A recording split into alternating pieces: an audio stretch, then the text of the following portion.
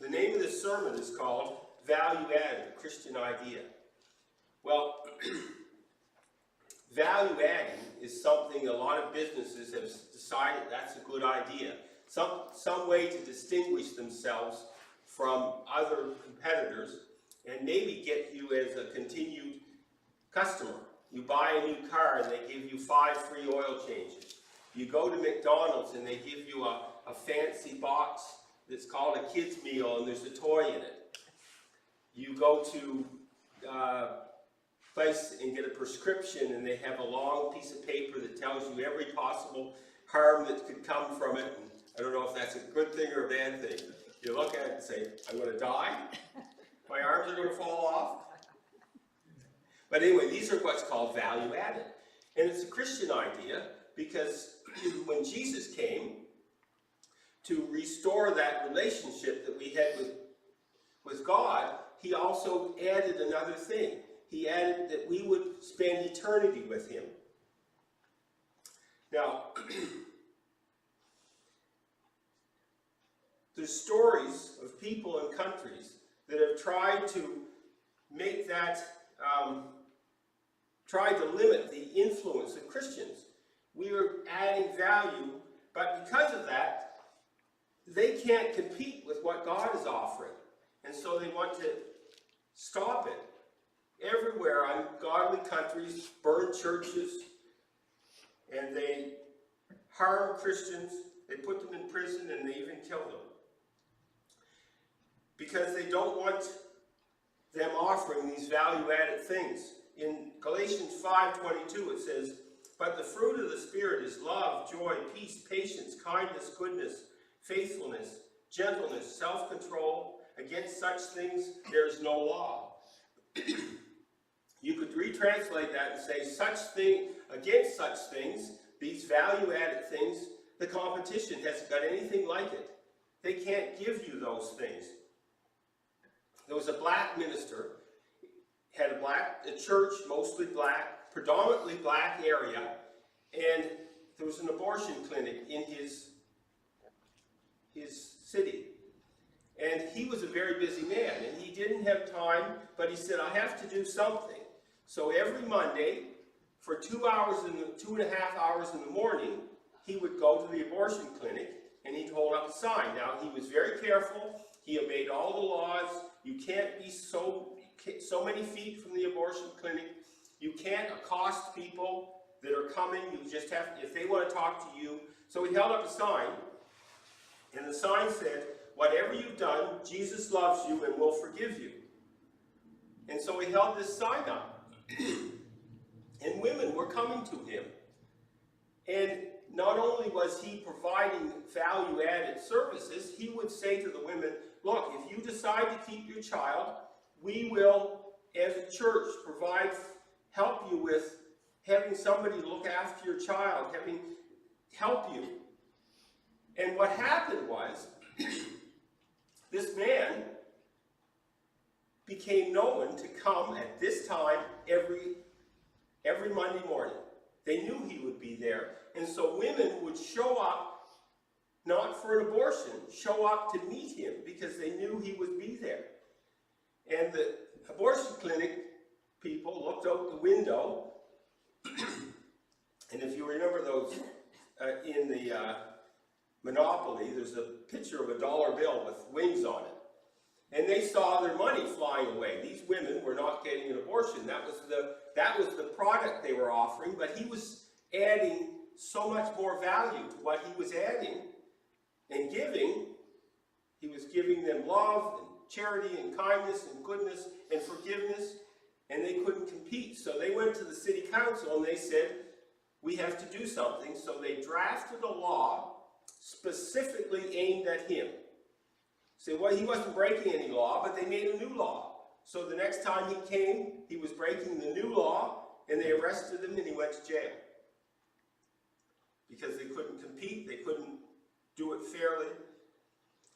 There was a Christian baker in Texas, and the homosexual community specifically targeted him because they know from the dates and when it happened that that there was another baker who also wouldn't have done the cake for the homosexual wedding. He was a Muslim man. But they didn't target him. They specifically targeted this man to destroy his business. There was a man named Demetrius. I don't know if you know that name. Demetrius was a silversmith. If you turn back a few pages to Acts 19, verse 24, it says, "About that time there occurred no small disturbance concerning the way, for a man named Demetrius, a silversmith, was making silver shrines for Artemis, was bringing no small business to the craftsmen, that they gathered together with the workmen of similar trades and said, 'Men, you know that our prosperity depends on these business. You see and hear that not only in Ephesus, but in almost all of Asia, this Paul has persuaded and turned away a considerable number of people, saying that gods made with hands are no gods at all.'" And then he goes on to say, "We're in danger of losing our business." And so they couldn't compete with Paul. Paul was offering eternal life. Paul was offering forgiveness of sins. And they were offering a silver image. Well, you know the story. There was a riot and Paul was told not to go in. Well, the first trip that Paul and Barnabas took in chapter 13, verse 6, it says, "When they'd gone through the whole island as far as Paphos, they found a magician, a Jewish false prophet by the name of Bar-Jesus, who was with the proconsul Sergius Paulus, a man of intelligence. This man summons Barnabas and Saul and sought to hear the word of the Lord. But Elymas, the magician, for so his name is translated, was opposing them, seeking to turn the proconsul against the faith. But Saul, known as Paul, filled with the Holy Spirit, fixed his glance on him, and basically he said, 'You stop this.' And not only did he tell him to stop, he took his sight away for a period of time. And I don't know if you call that value added for the man Bar-Jesus, but it was especially good for the proconsul because he saw a miracle in those seconds. And he realized that not only were Paul and Barnabas bringing a message that he needed to hear, there was power behind that message. Well, the text we looked at about them arriving on Malta, the background to that story is Paul had been in Jerusalem, as we talked about last week, and he was arrested, and he spent 2 years, and then he had to appeal to Caesar. So when you appeal to Caesar, you're shipped to Rome, and that's what was happening to him. He was shipped to Rome, and they got on a ship. And if you know anything about sailing ships, the wind should be at your back, not at your front. And when the wind is not right, they do what's called tacking. And they go back and forth like this, and you eventually get where you're going, but you travel a lot of miles to get there. And so they were traveling really slowly, and it got to a point that in the Mediterranean Sea, there is a period of time where people don't sail because the storms are so fierce. And this is what he said in verse 10 of 27. He said to them, "Men, I perceive that the voyage will certainly be with damage and great loss, not only to the cargo and the ship, but also to our lives." But he couldn't persuade anybody to not go, and so off they went.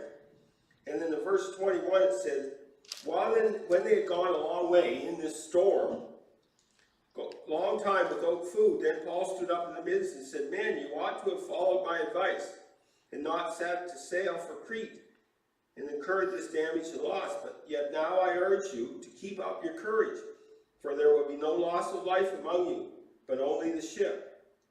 For this very night an angel of God, to whom I belong and whom I serve, stood before me, saying, 'Do not be afraid, Paul, you must stand before Caesar. And behold, God has granted you all of those that are sailing with you.' Therefore keep up your courage, men, for I believe God that it will turn out exactly as I've told. But we must run aground on a certain island. So here he is. He's told them not to go, but he's the one that's encouraging everybody. He's the one that's saying, look, we're all going to live because of my God.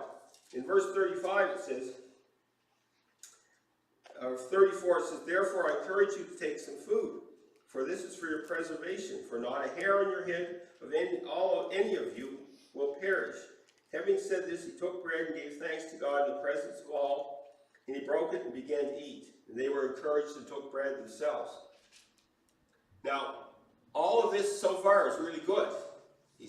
But then you get to 42 and it says, the soldiers planned to kill the prisoners, so that none of them would swim away and escape. But the centurion, wanting to bring Paul safely through, kept them from their intent, and commanded those who would swim should jump overboard first to get to land. So, not only was he the one that was encouraging him, he was the one that was responsible through his God that they were going to survive. But then they wanted to kill him. So that brings us to the passage we're going to look at. And the first point is kindness shown to those in need. In verse 1 and 2 it says, when they brought safely through, then they found out the island was called Malta, and the natives showed us extraordinary kindness. For because of the rain that had set in and because of the cold, they kindled a fire and received us all. Now, these people, even though they weren't Christian, even though they weren't worshippers of the one true God, they were kind. And we're all made in the image of God, and some of us have been given that desire to be kind. If you remember the story of Jonah, Jonah was leaving, he was disobeying God, he was sleeping in the bottom of the ship, and the ship was in a great storm, and they came and said, why aren't you up with the rest of us asking your God to save us? And then they drew straws, and these men found that it was Jonah's fault, and he said, you have to throw me overboard, but still they didn't want to. And still they prayed to God to forgive them for doing it. They were nice people. They were actually nicer than Jonah. They were good people. And so were these people.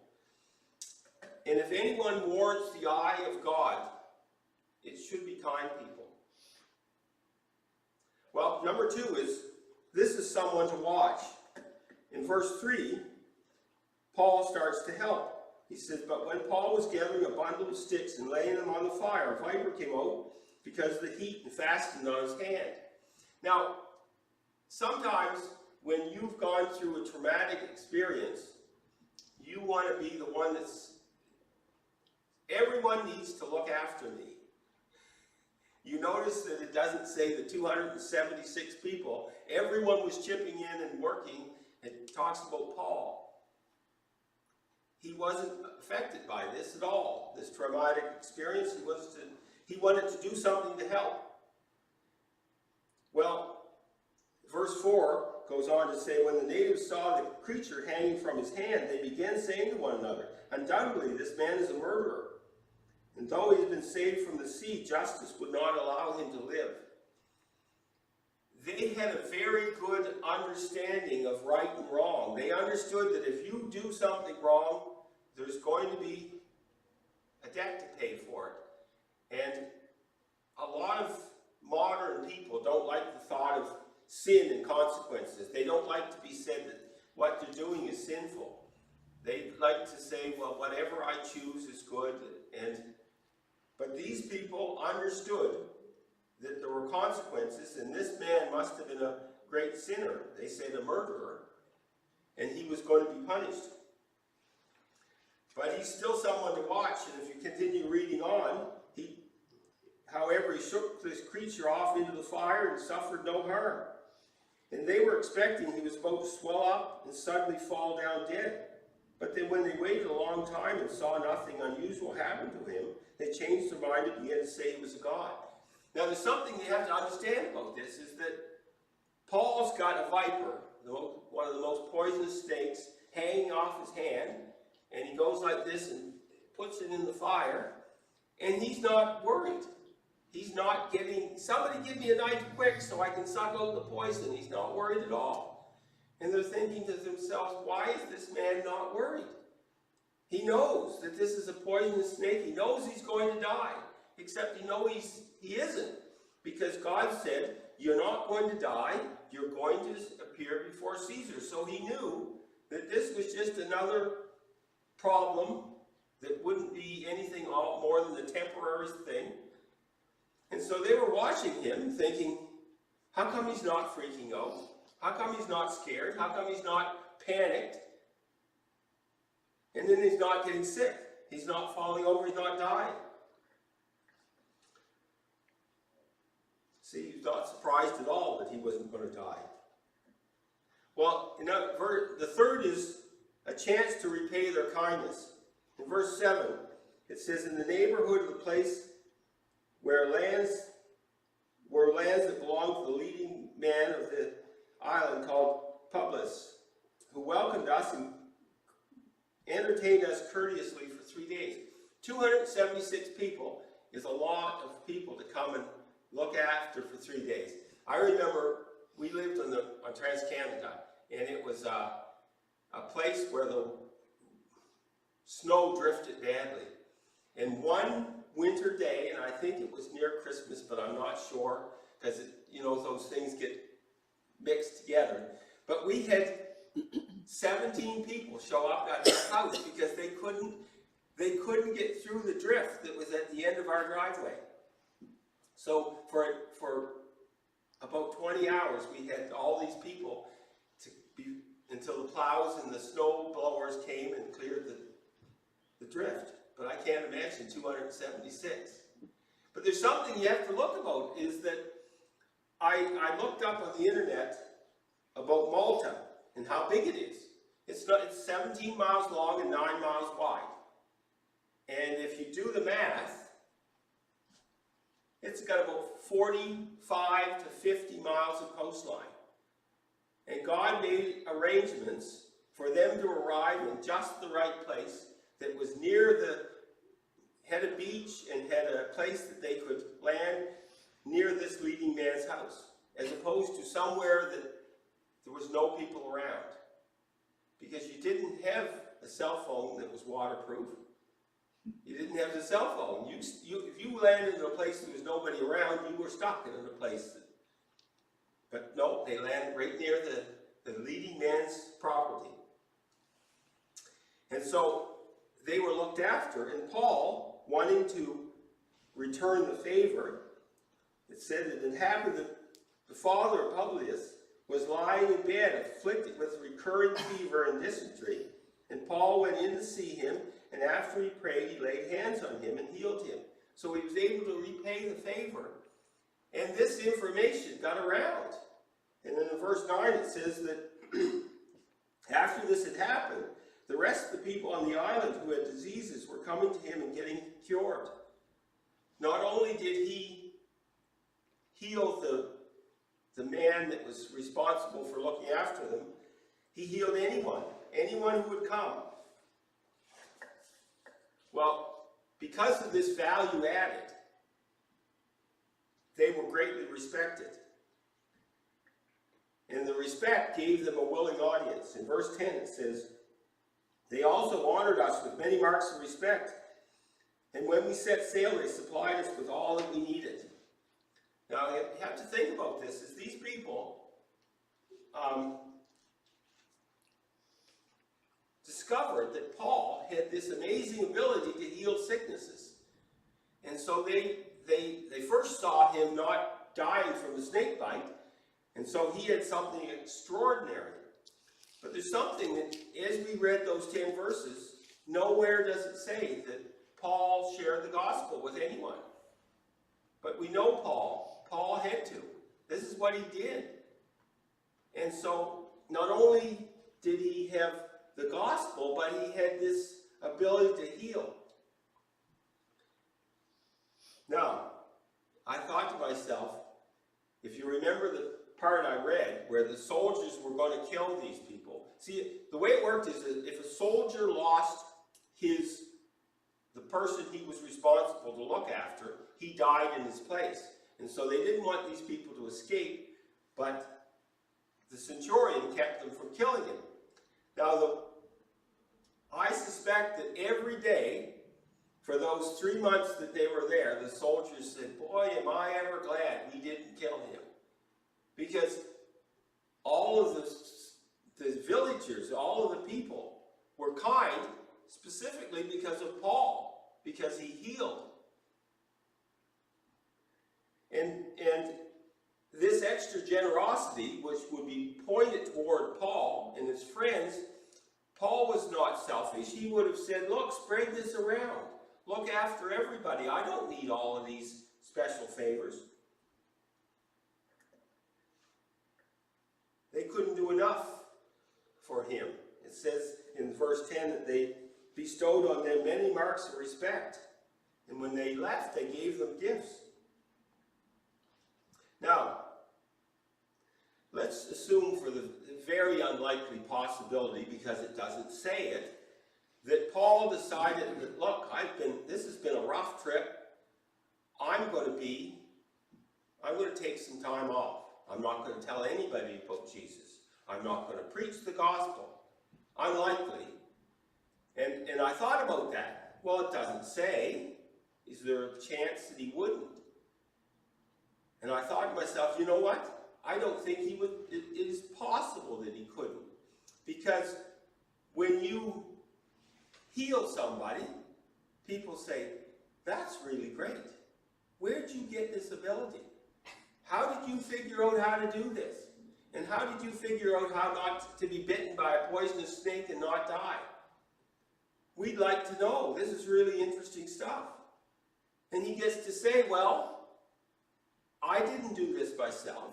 This is through Jesus. Jesus did all of this. I'm his servant. And you know what? Every day for those 3 months, there would be somebody coming to him and saying, please, tell me your story. You've given me all this value-added stuff. I want to know why. I want to know why you're being so kind. You know, the pastor that got arrested and put in jail in the U.S., he was adding value. He was giving all those things, good and kind things, the fruits of the Spirit, and he convinced all the people of his church to follow up so that it wasn't, that it's really happening. And the people of the abortion clinic couldn't compete with that. So the only thing they could do was have him arrested. Now, God gives us, every one of us, gifts. He gives us gifts that we can share with other people. And the purpose is for the shameless promotion of Jesus. Now, when you say the shameless promotion, usually you think of it in a derogatory manner, but I think that there's no shame in us saying, this is not me. This is Jesus. I want everything that I have every good thing comes from Jesus. And when you do that, when it's not self-promotion, when it's genuine, people really want to know. People really want to understand what the message we have. As a Christian, Jesus gives all of us a story. It may not be a shipwreck story, it may not be a snake bite story, but people are interested in that story. Now, I work with the guys at Apex, and they're not really interested in Christianity. We talk about it sometimes, but I told them this story. I said that I was working on the house, and I had the first floor on, and the basement was in, but there was no stairs down to the basement, and there was no railing or no walls. And I was like this, and I fell backwards into the basement. And so I was up here, 6 feet tall, 8 feet into the basement floor, 14 feet, and my head hit the cement floor. And I wasn't harmed at all. I wasn't sore, I wasn't hurt, there was nothing wrong with me. And I went in, I climbed back up the ladder out of the basement, and I went in, and Ruth said, something has happened to you. She said, you have a glow. It's almost like an angel saved you. She didn't understand what had happened, but she knew that something had happened. Well, when I told that story, no one was making fun. This was a story that they were interested in hearing. And God gives every one of us a story to tell. Jeff told me this story. He was at another church, and some man, now remember I talked about these guys were kind. God gives some of us, even though they're not Christians, we can be good people. We know people that are really wonderful people that don't embrace Christianity. And he met this man, had no idea about Christianity. He and his wife had been married by a justice of the peace 25 years ago, and now they wanted to be married again to celebrate. They wanted it in a church, and they went to every church and no one would marry them. And they came to him and he said, yeah, no problem, I'll marry you. But we have a stipulation. You have to go through a wedding course, a marriage lessons, which will take 8 weeks. And you have to come to church during those 8 weeks. So the man and his wife, who had been married for 25 years, came to marriage courses. And he came to church every week. And Jeff said the wedding went forward, and everybody, they had all the alcohol you could drink, because these people weren't Christians, after the wedding at the reception. And he said, that's the end of it. I won't see him again. But the next week they came to church. And they came to church the following week. And he was preaching. He'd been away that week, so he hadn't seen them. And this is the first time he'd seen them after the wedding. And the man came up to him and said, can I come to church? Is it okay? He had no idea. You could have knocked Jeff over with a feather. He thought everyone would know. Yes, you can. Yes, you can come to church. And he said, can we still be friends? He loved the value added that he had spent time with them was so appreciated that they wanted to continue to come to church. You see, what they'd seen, what they'd felt, what they'd experienced, even though they didn't understand it, drew them. You see, they didn't want to lose these value-added things that they'd experienced in the church. You see, we are to be known by our love. As Christians, we're to be known by our love. And when people see our love, they come to us and say, where did you get this? And they don't fill in the last part of because they don't understand. There's something that you have, there's something they want, but they can't put their finger on it, and they want it. And you get to point them to Jesus. You've heard of Calvinism. Calvin was very, very conservative. He wouldn't be what you call a liberal Christian. He was very conservative. And he said this about people. He said, when you look on people, even the most despicable person, instead of seeing the sinful person, you should see the image of God, because everyone is created in the image of God. Everyone has that part. And he said that's what you should look at. And you remember Peter said, how often should I forgive someone? Well, he had something else. He had to, how much should I give to these people that are awful? How much value added? And he said, if they have needs, set no other limit than the end of your resources. Basically, what this very conservative man was saying is that everything you have is to share. The gospel, your resources, your kindness, your love. God has given that to us to share. God has given us all these good things so that we can be his hands and feet.